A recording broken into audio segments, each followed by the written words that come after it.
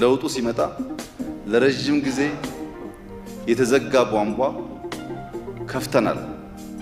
ስንከፍት ተዘግቶ የቆየ ቧንቧ እንደምታውቁት ቆሻሻም አልጌም ውሃም ተቀላቅሎ የሚፈሰው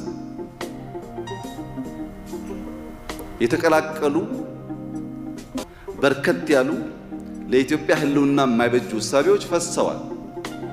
እየቆየ ሲሄድስ ውሃው ካልጌው ውሃው ካቧራው በተወሰነ በንጽጽር በተወሰነ ደረጃ እየሰከነ መጥቷል። ምን ማለት ነው ይሄ? አንድ የደፈረሰ ውሃ አቧራ የተቀላቀለበት አፈር የተቀላቀለበት ውሃ ለማጽዳት የሰው ልጅ ቢደግፈው ይበልጥ ያቆሽሸዋል። አቧራውን ከውስጥ እንለቅማለን ብላችሁ በእጃችሁ ውሃውን ብትነካኩት ይበልጥ ይደፈርሳል።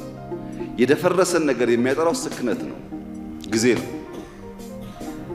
ውሃውን ዝም ብላችሁ ብትተውት ራሱ አፈሩ ዝቅ እያለ እየተቀመጠ ውሃው ደግሞ የተንሳፈፈ ከጊዜ ብዛት እየጠለለ ይሄዳል። በእኛ ሁኔታ የተቃዋሚ ፓርቲ የነበሩ ሰዎች ኑ ስንል መጥተው ስልጣን የሚይዙ የመሰላቸው ሰዎች አሉ። ስልጣን እንደማይዙ ሲገባቸው መልሰው ያቆረፉ ሰዎች አሉ። እንደዛ ያልነበረም ንግግሩ። አሁን ቅድም ለምሳሌ በስምምነታችሁ መሰረት አልተደረገም ብላችኋል። የተለየ ስምምነት እኮ የለም። ስምምነቱ ወደ ሀገር ገብታችሁ ፖለቲካል ፓርቲ ሆናችሁ በሰላማዊ መንገድ ተወዳድራችሁ ካሸነፋችሁ ስልጣን ሰዱ ነው።